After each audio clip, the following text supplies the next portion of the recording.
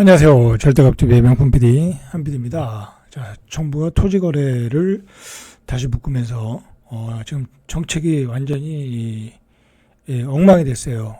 지금 정부도 우왕좌왕하고 있고, 자, 이게 문제가 되는 것은 아주 지금 혼란한 시기에 뭐 전국 우리 지금 정치 상황도 혼란스럽지만 이 부동산 이 건설 경기, 부동산 시장 지금 모두가 혼란스럽거든요.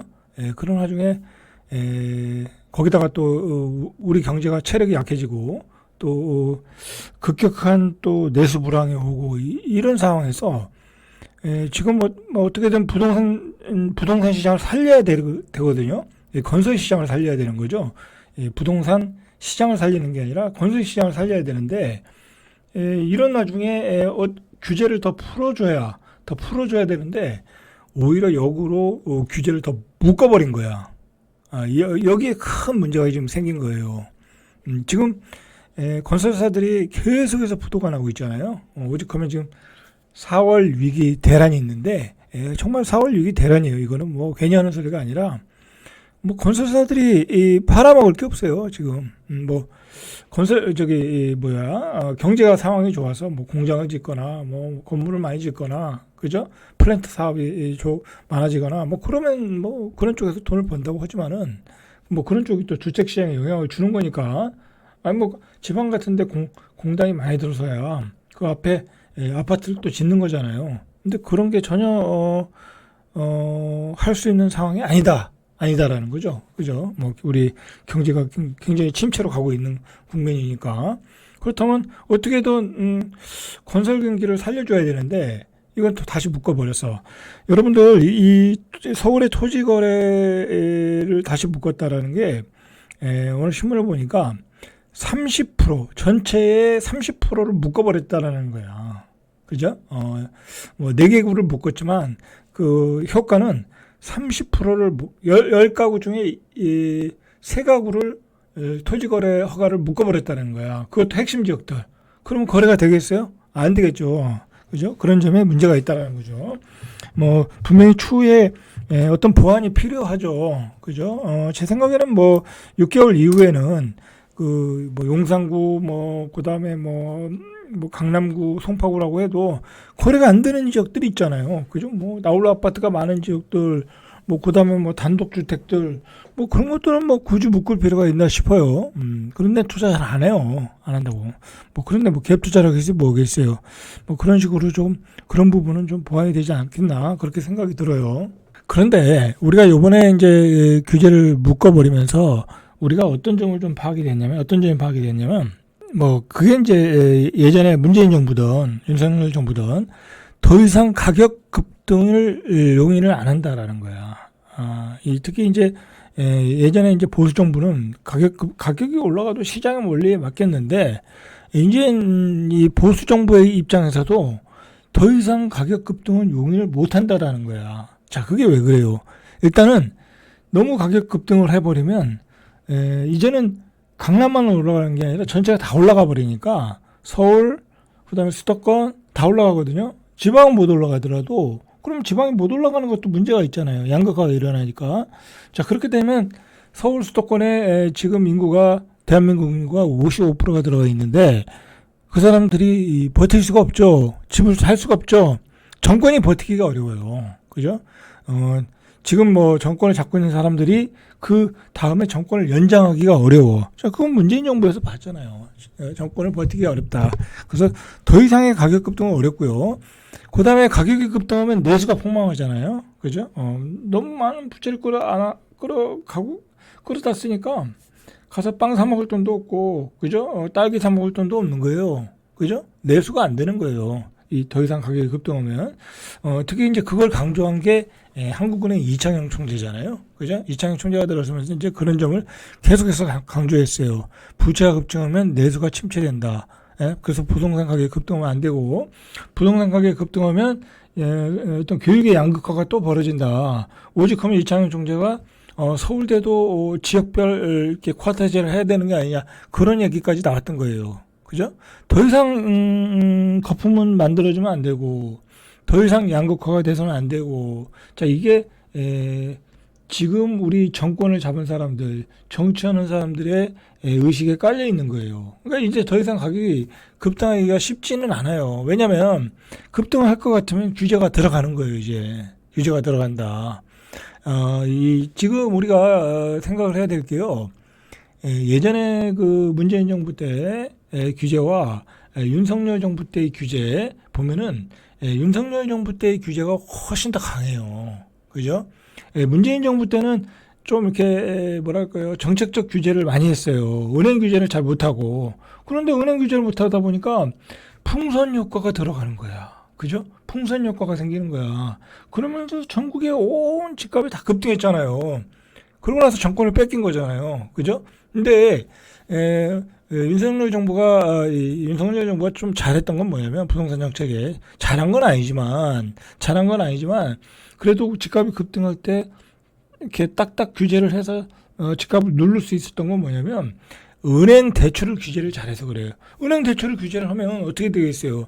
내가 풍선 효과로 저쪽 가서 집을 못 사요.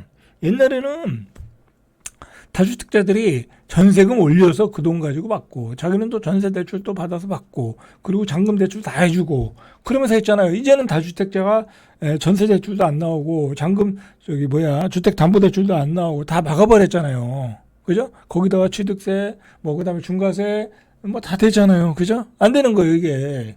그죠? 그러니까 예전같이 이제 집값이 급등한다. 그래서 다주택자로 가자. 그게 그렇게 쉽게 되지가 않아요, 이제. 되지 않는다니까. 그리고 정부의 규제는 어마어마하게 빠르고 강하게 들어가요. 그러면 이번에도 마찬가지지만 토지거래가 규제를 하면서, 이번에도 마찬가지지만 다주택자들, 아마 집 산 사람들 대출이 어려울 수 있을 거요. 어려워질 가능성이 있어요. 이 약정을 안 하신 분들은, 뒤늦게 계약해서 이제 은행에 대출 알아보시는 분 입장에서는 대출이 안 나올 수 있어요.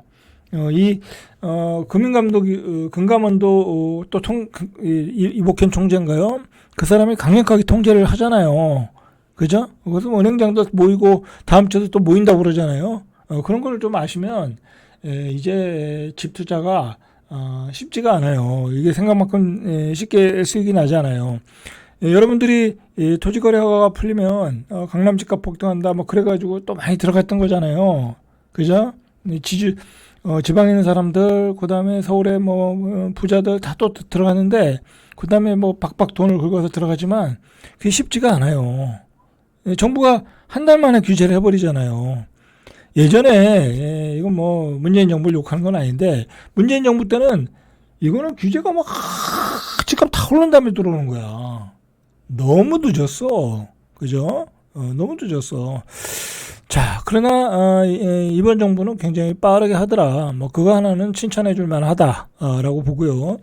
자, 23일 연합뉴스의 통계청 가계금융복지조사 마이크로 데이터 분석에 따르면, 이거 AI 가지고 했겠죠, 요즘은. 지난해 부동산 자산이 상위 1%.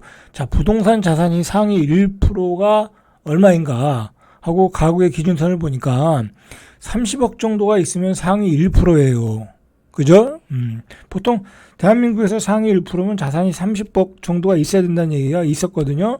자, 30억이 있으면 상위 1%예요. 그러니까 강남의 평균 가격이 27억이잖아요. 그럼 강남의 27억에서 30억 가지고 있는 사람은 대한민국의 상위 1%가 되는 거예요. 그죠?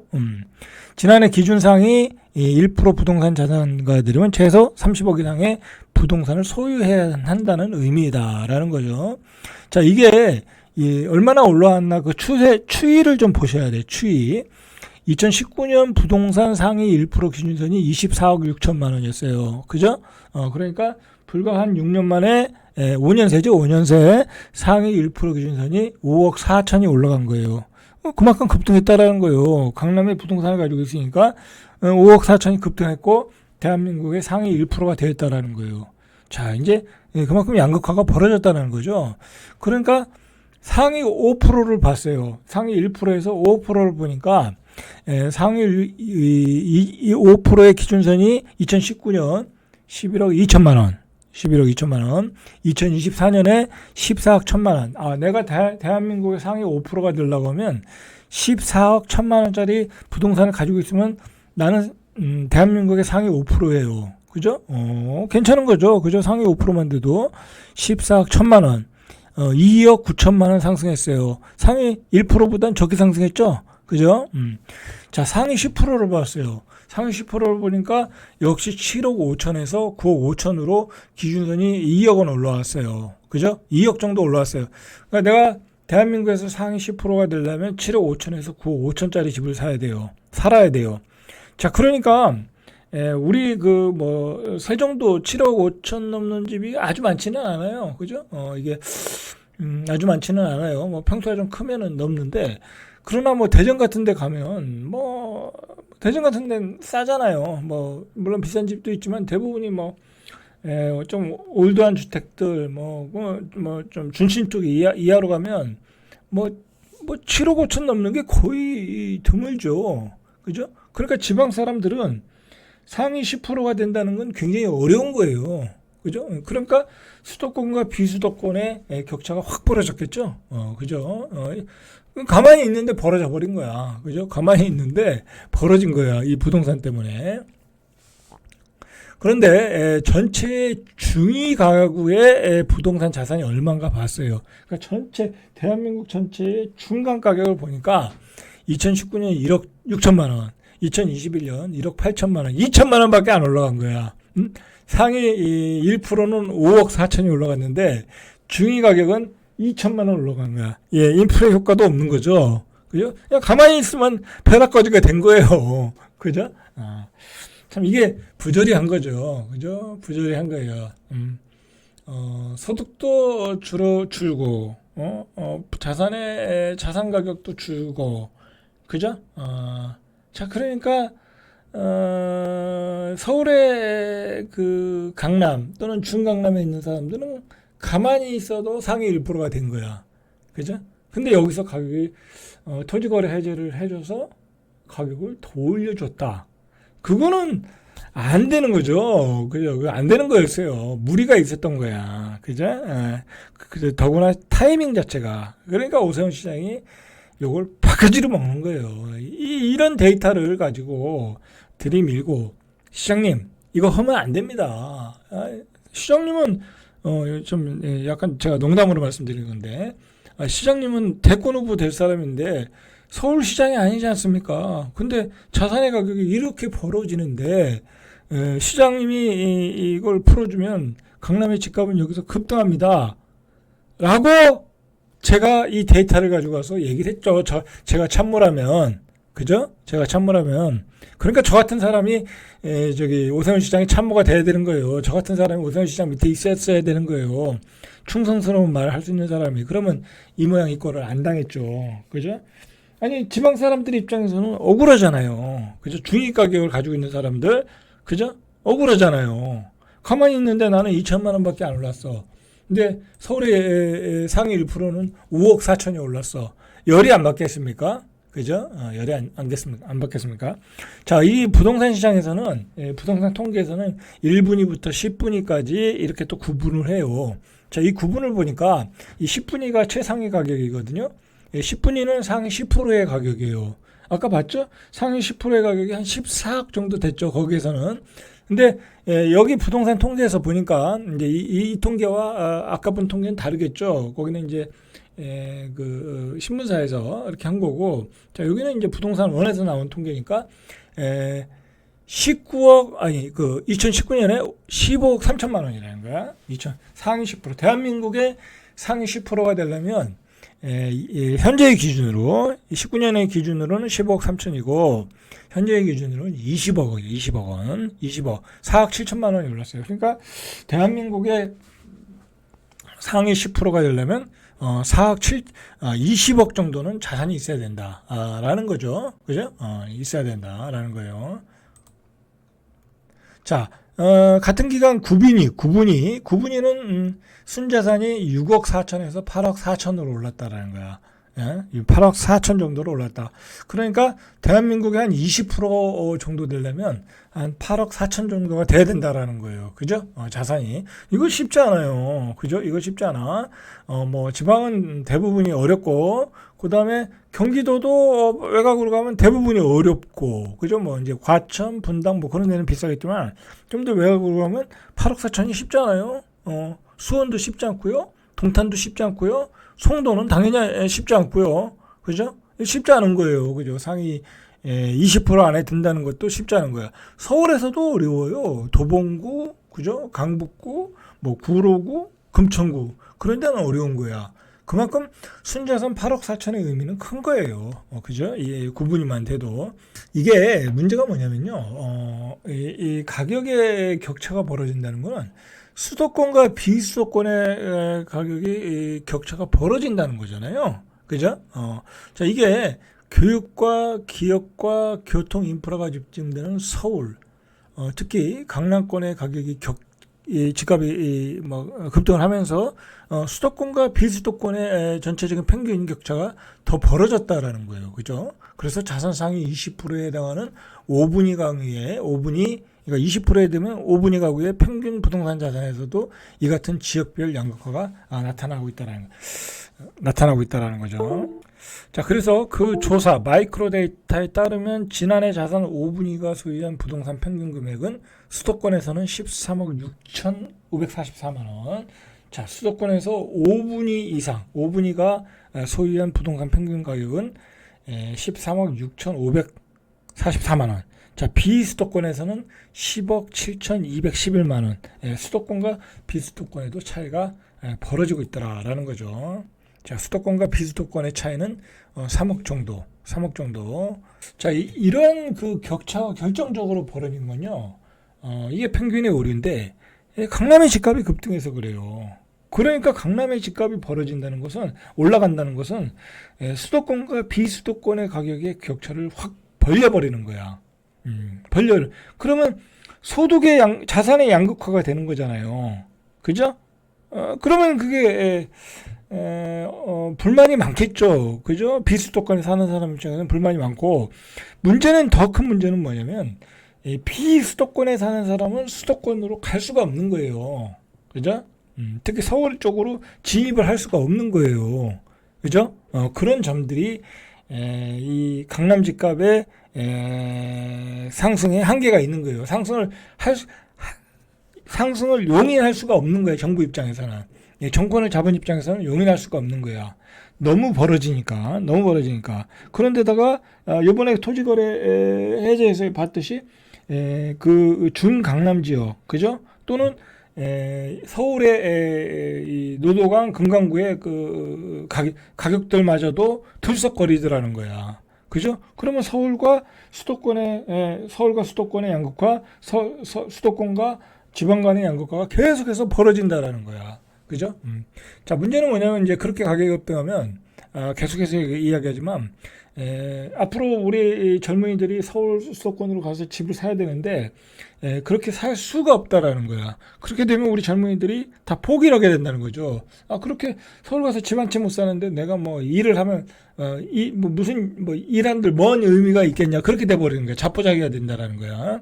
그러면 애들이 일을 안 해. 그죠? 쉬어버려. 그리고 또는 뭐 세계로 나가버려. 그죠? 우리나라를 탈출해버려. 그러면 큰일 난다라는 거지. 그냥 나라 자체가 기둥이 무너지는 거예요. 그죠? 그런 점에서 우리나라는 이 부동산 시장이 좀 특수하다. 뭐 외국처럼 뭐 영국이나 프랑스, 뭐 뉴욕 그런 데도 그 핵심지 그 파리, 뭐 영국 다 런던 비싸잖아요. 그러나 그런 데하고는 틀려요. 그런 데는 지역 균형 발전이 어느 정도 되어 있잖아요. 그죠? 되어 있잖아. 걔네들은. 근데 우리는 안 그렇다고. 우리는 지방에서 먹고 살 게 없어. 앞으로는 더 그렇고. 그죠? 무조건 서울로 가야 된다니까요. 그런 문제가 있는 거예요. 특수성이 있는 거죠. 그리고 이 문제는 뭐냐면요. 이 자산의 격차가 자꾸 벌어지면 주거의 질의 격차가 벌어지는 거예요. 그죠? 자산의 가치가 올라가면 그 지역은 더 좋아지는 거야. 상권도 좋아지고 교육도 좋아지고 환경도 좋아지고 다 좋아지는 거야. 근데 그게 좋아지면 또 어떻게 돼요? 계속해서 부동산은 더 오르는 거야. 반대로 자산의 이 가격이 하락하는 곳은 어떻게 되겠어요? 교육도 안 좋아지고 상권도 안 좋아지고 환경도 안 좋아지고 근데 사람들은 자꾸 떠나고 그렇게 되겠죠. 그죠? 조금 극단적으로 이야기하면 이 정부는 지금 확실한 의지를 가지고 있어요. 그죠? 더 이상 가격이 오르면 안 된다. 그래가지고 토지 거래를 뭐 확대하는 방법, 재지정, 뭐 풍선 효과 주시를 하고 있다. 자, 풍선 효과가 일어날 수 있거든요. 뭐 강동 가서 집을 산다, 그죠? 뭐 마포 가서 집을 산다, 충분히 일어날 수 있어요. 그러나 정부는 투기 수요를 엄단한다. 그 25일에 주요 시중은행을 소집했다. 그래서 다주택자, 갭투자 엄격 관리하겠다. 이거 말로만 하진 않아요. 예전에 문재인 정부는 좀 분명히 틀린 점이 있어요. 그죠? 완전한 통제 시스템이 있어요. 그죠? 있어요. 그래서 요즘 다주택자가 대출 못 받아요. 쉽지 않다라는 거죠. 그러니까 풍선 효과를 바라보고 투자를 하러 간다. 그런 식은 아니에요, 지금. 그리고 문제가 뭐냐면 토지 거래 제한하기 전에 급매물 거래 시 이제 급매물 막 거래하겠다고 또 들썩거릴 수 있잖아요.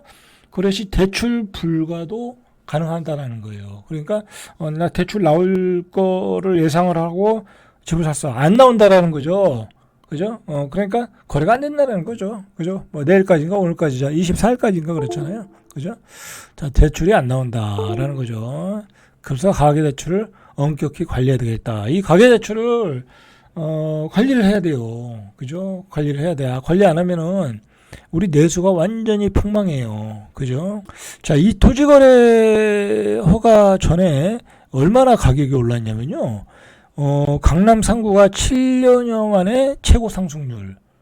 용산구의 상승률도 작년 8월 이래 가장 높았다. 아주 긴박했었죠. 긴박했었어요. 자, 다주택자도 갭투자 방지를 위해서 조건부 전세자금 대출을 제한한다. 이제 되질 않아요. 그죠? 되질 않아.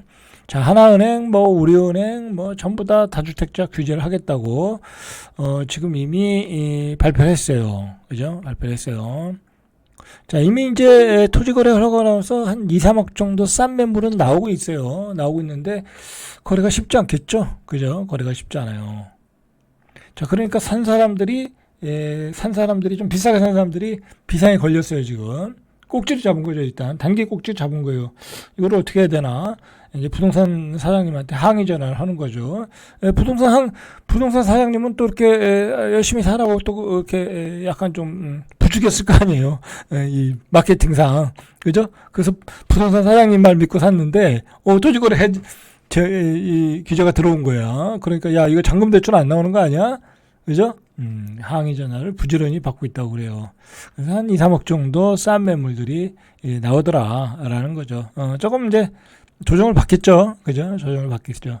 자, 문제는요. 이거 쉽게 안 풀려요. 제가 서두에서 얘기했듯이 더 가격이 용이 올라가는 것을 용인할 수가 없는 상황이에요. 그죠? 우리 경제가 뭐 발전하고 예전처럼 뭐 3%, 5% 성장하는 시대면 모르겠는데 저성장 시대에 특정한 지역의 집값만 올라간다. 그거 용인할 수가 없어요. 그죠? 아까 말했잖아요. 지금까지. 자산의 양극화가 일어나면 이 국토 균형 발전이 깨지고 그리고 우리 경제의 틀이 다 깨져버려요. 그리고 지방에 사는 사람들 불만이 많아질 수 있고 지방에 사는 사람들이 서울 유입이 불가능해지고 그죠? 그런 여러 가지 복합적인 문제가 생긴다. 그죠? 이게 쉽게 풀리질 않아요. 단지 지금 문제가 뭐냐면요. 일단은 이제 갈아타는 사람들이 어려워졌어요. 그죠? 잠시 엘리트 팔고 옆에 주공 살라고 했는데 그 갈아타기가 안 되는 거예요, 이제. 그런 수요들. 그죠? 뭐 구축 팔고 신축을 살려고 하는 사람들, 수요들. 그런 것들이 안 되는 거예요. 자, 이제 문제는 뭐냐면 이렇게 되면 주택 시장이 이 침체기가 들어가는 거예요. 그죠?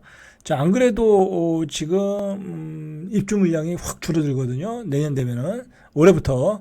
자, 올해 경기도의 입주 예정 물량이 68,347가구, 지난해 114,588가구 대비 40%가 줄어들었어요.